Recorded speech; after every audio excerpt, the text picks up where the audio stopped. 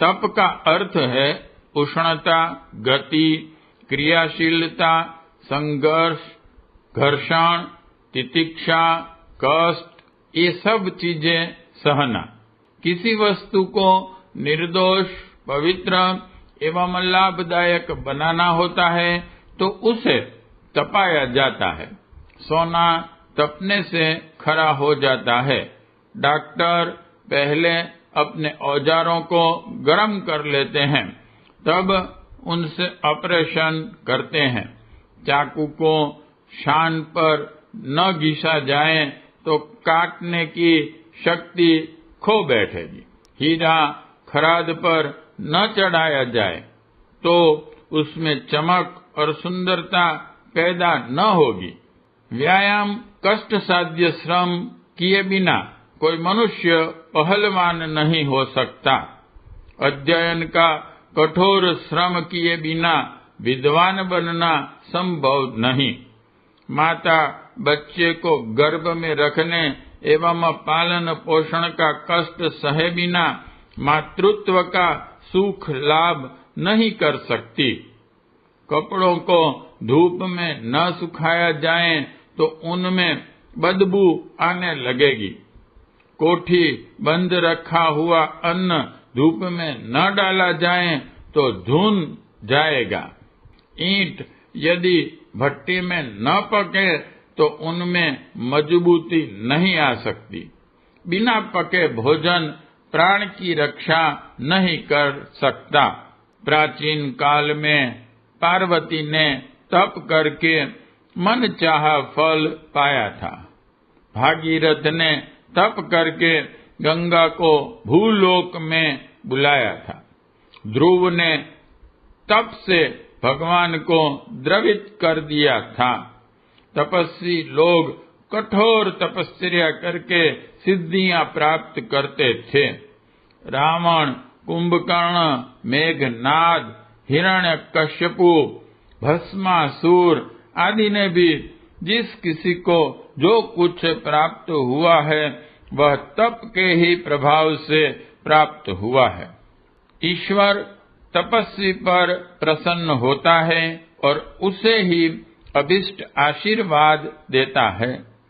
जो धनी, संपन्न, सुंदर, स्वस्थ, विद्वान, प्रतिभाशाली, नेता, अधिकारी आदि के रूप में चमक रहे हैं, उनकी चमक उनके या पिछले तप के ऊपर ही अवलंबित है। यदि वे नया तप नहीं करते और पुरानी तपश्चर्या की पूंजी को खा रहे हैं तो उनकी चमक पूर्व पूंजी चुकाते ही धुंधली हो जाएगी। जो लोग आज गिरे हुए हैं उनके उठने का एकमात्र मार्ग है तप। बिना तप के कोई भी सिद्धि, कोई भी सफलता नहीं मिल सकती, न सांसारिक न आत्मिक। कल्याण की चाबी तप की तिजोरी में रखी है। जो उसे खोलेगा वही अभीष्ट वस्तु पावेगा। दोनों हथेलियों को रगड़ा जाए तो वे गर्म हो जाती हैं। दो लकड़ियों को घिसा जाए तो अग्नि पैदा हो जाएगी। गति, उष्णता, क्रिया यह रंग का परिणाम है। मशीन को चलाने के लिए उसके किसी भी भाग में धक्का या झटका लगाना पड़ेगा, अन्यथा कीमती से कीमती मशीन भी बंद ही पड़ी रहेगी। शरीर को झटका लगाने के लिए व्यायाम या परिश्रम करना आवश्यक है। आत्मा में तेजस्विता, सामर्थ्य एवं चैतन्यता उत्पन्न करने के लिए तप करना होता है।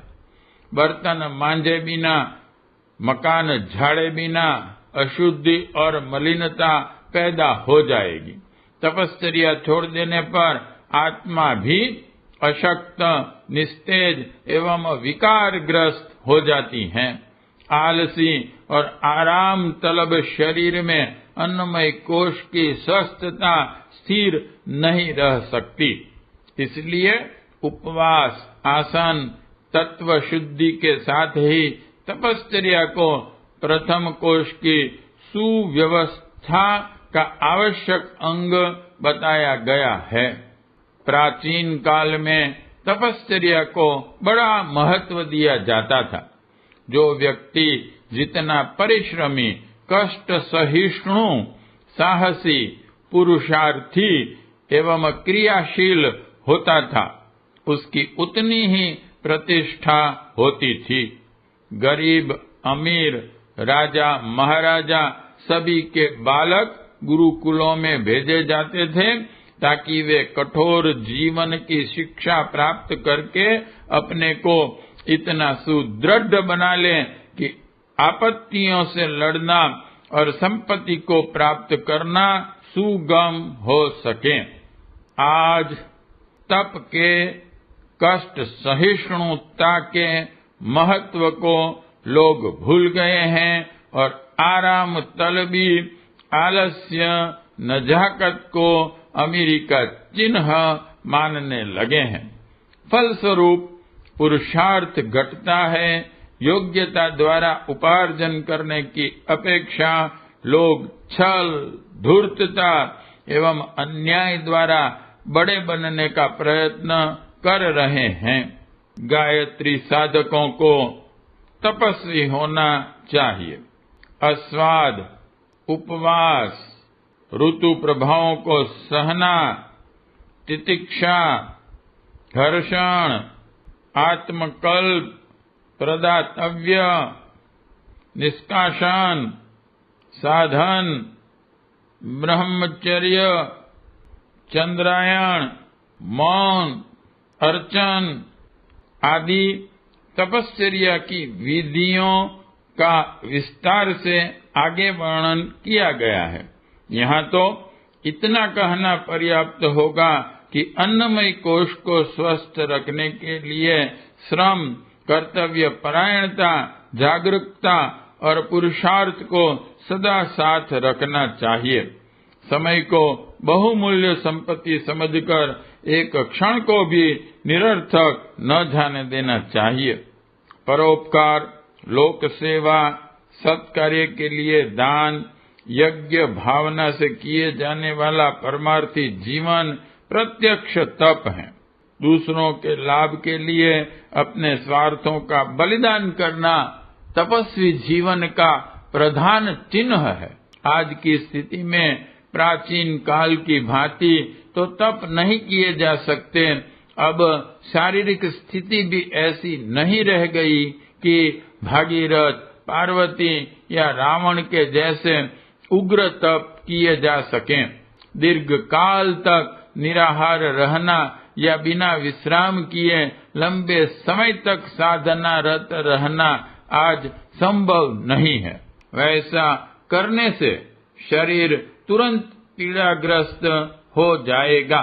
सतयुग में लंबे समय तक दान तप होते थे, क्योंकि उस समय शरीर में वायु तत्व प्रधान था। त्रेता में शरीरों में अग्नि तत्व की प्रधानता थी। द्वापर में जल तत्व अधिक था। उन युगों में जो साधनाएं हो सकती थी आज नहीं हो सकती, क्योंकि आज कलयुग में मानव देहों में पृथ्वी तत्व प्रधान है। पृथ्वी तत्व अन्य सभी तत्वों से स्थूल है। इसलिए आधुनिक काल के शरीर उन तपश्चर्याओं को नहीं कर सकते जो सतयुग, त्रेता आदि में आसानी से होती थी।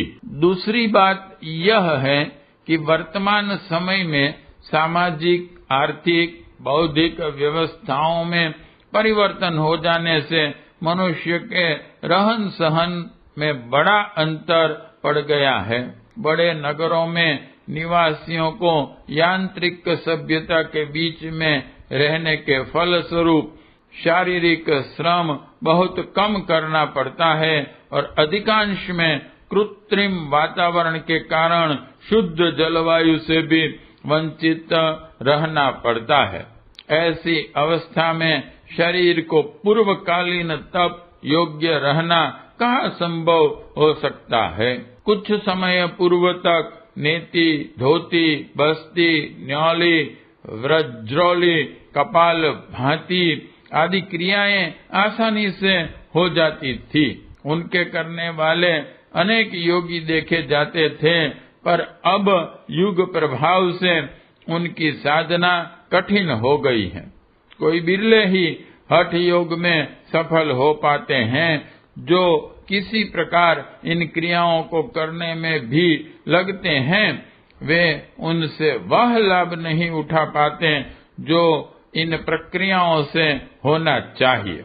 अधिकांश हठ योगी तो इन कठिन साधनाओं के कारण किन्हीं कष्ट साध्य रोगों से ग्रसित हो जाते हैं।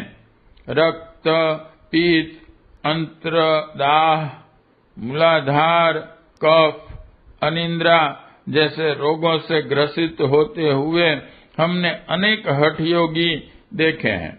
इसलिए वर्तमान काल की शारीरिक स्थितियों का ध्यान रखते हुए तपश्चर्या में बहुत सावधानी बरतने की आवश्यकता है।